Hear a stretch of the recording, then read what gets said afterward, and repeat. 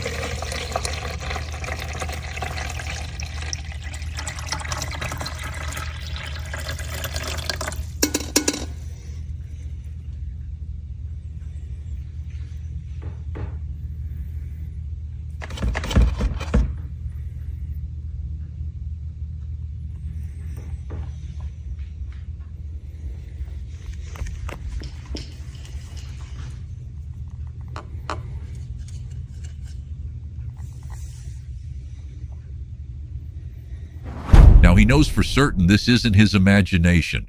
Somebody is putting something in his coffee, and there's only one other adult in that house. Here's where the story takes its first real turn, because Roby doesn't confront her. He doesn't call the police yet. He doesn't even let on that he knows. Instead, in May of 2023, while they're still in Germany, he quietly sets up a hidden camera in the house. Think about what that means. This is a man who suspects his own wife is poisoning him, and his first move isn't to protect himself by walking away. It's to gather proof. He needs to see it for himself before he can believe it, and he needs evidence before anyone else will believe him either. The camera works. It captures Melody pouring something into his coffee pot. Roby watches the footage and now has visual confirmation of what those test strips already told him. But he still doesn't act. Not yet. They're stationed overseas, far from home, and he decides this is a problem he's going to deal with on American soil, not in a foreign country where he's not sure how reporting something like this would even work. So he waits. 15 minutes ago, while I was at work, I noticed her come over to the coffee maker and she did something. So I've got my tester. I'm going to add the water to see if there's chlorine and pH is off. I'm pretty certain it is because I saw the bleach bottle over here. I saw it being pulled out. That bottle was pulled out.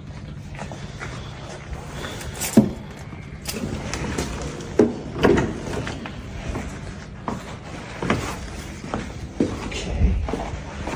There's this here.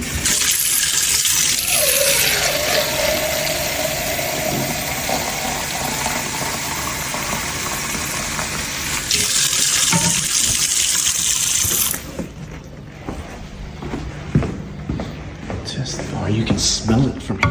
I can smell it. Looks fine. Don't know if it'll actually do anything. If it'll change it since I've already put it in, but let's give it a shot here.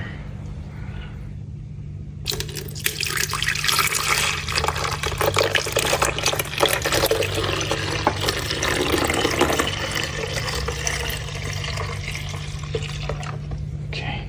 Let's see if it'll do anything. Look at that. Totally changed. Wow.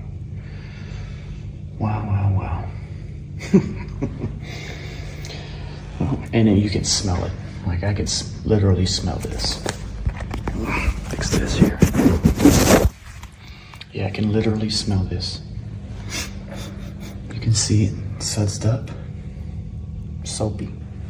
I guarantee it's slick too on the fingers.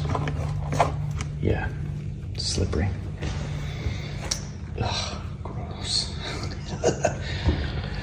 Just gotta catch it in the States. On June 28th, 2023, the family returns to the United States.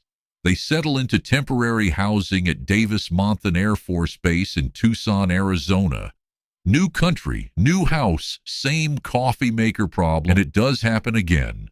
Once they're settled, Roby sets up another hidden camera in their new home, and once again the footage shows Melody pouring something into the coffee pot. The pattern hasn't stopped just because they crossed an ocean. On July 6, 2023, Roby finally walks into the Tucson Police Department with his footage. Police review the video and tell him it isn't clear enough. You can see her standing at the coffee maker. You can see her pouring something in. But you can't clearly tell what that something is. Without that detail, there's nothing concrete enough to act on. He goes out and buys a camera disguised as a fire alarm. He also sets up a separate camera inside the laundry room, the one room in the house where the bleach is actually kept. And he positions a third camera to capture the space in between, the path she would have to walk to carry something from the laundry room to the kitchen. So this morning I checked this coffee maker and the pH and chlorine test came out normal. So I cleaned my coffee pot out after I made coffee, and it drained all day.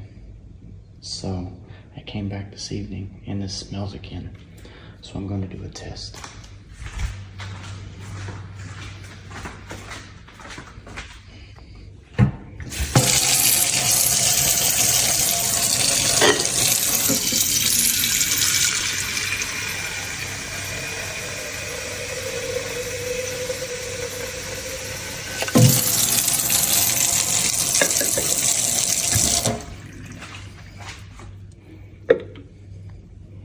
Normal.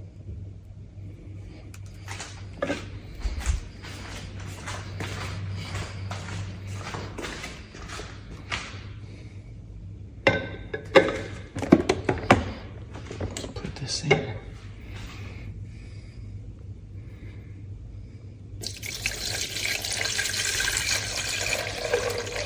Oh, it smells. I can smell it. I can smell it. Soapy.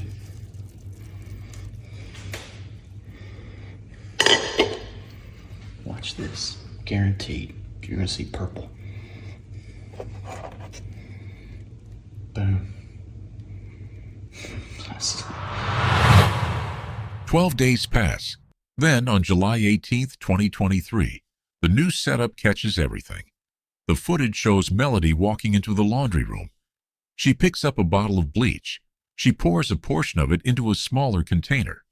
Then she carries that container out of the laundry room, across the house, to the coffee maker, and empties it inside before brewing a fresh You pot. can tell by the video from there and from there that I have not messed with this coffee maker.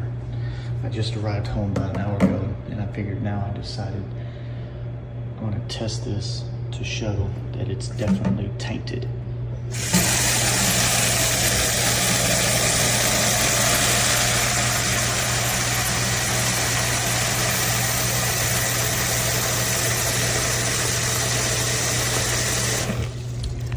So I'll test this water with this new strip, and then I'll use the same strip once I put it in the coffee maker. No big change.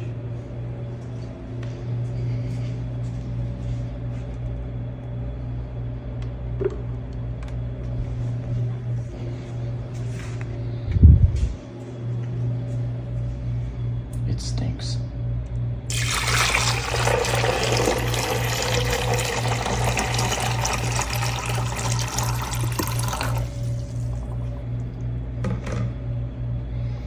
Same strip. Big change. Several times he showcased the coffee maker, saying he could still smell the bleach. Like I do every day, I clean this thing out after I test it. This back is very slippery right now from after I rinsed. It smells like bleach.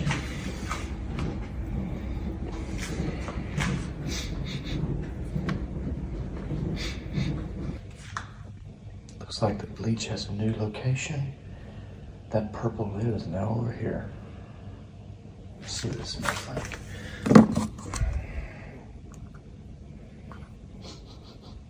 No smell. Doesn't smell.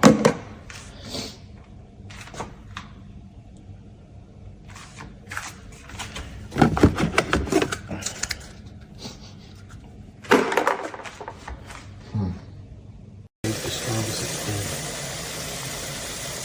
I've been rinsing it out at least 7-8 times. It's still very sudsy, bubbly, soapy. She was off today. She didn't work.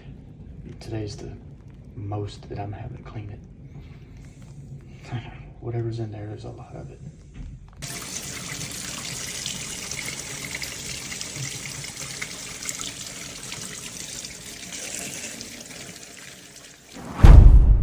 Investigators move quickly from there. They get a search warrant for the house. Inside the coffee maker, they find liquid that smells distinctly like bleach. Then, under the sink in Melody's own bathroom, they find a separate container, also smelling like bleach, with a small amount of liquid still left inside. And here's a detail that makes this whole case even colder when you sit with it. Roby and Melody weren't sharing a bedroom or a bathroom. The marriage had already deteriorated to the point where they had completely separate spaces inside the same house. So this wasn't some kind of accident where chemicals got mixed up in a shared space. She had to go into her own private bathroom, retrieve the bleach, carry it across the house, and pour it into his coffee. That's not a one-time lapse in judgment. That's a routine. According to court documents, Roby told investigators he believed his wife was trying to kill him specifically to collect his death benefits as an active member of the Air Force. When Melody is arrested, she's held at Pima County Jail. Her bond is set at $250,000, an unusually high number for this type of case.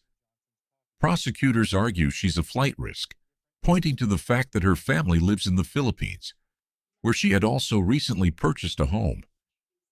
Unable to pay that bond, she remains in custody for close to a year, while the case moves through the system.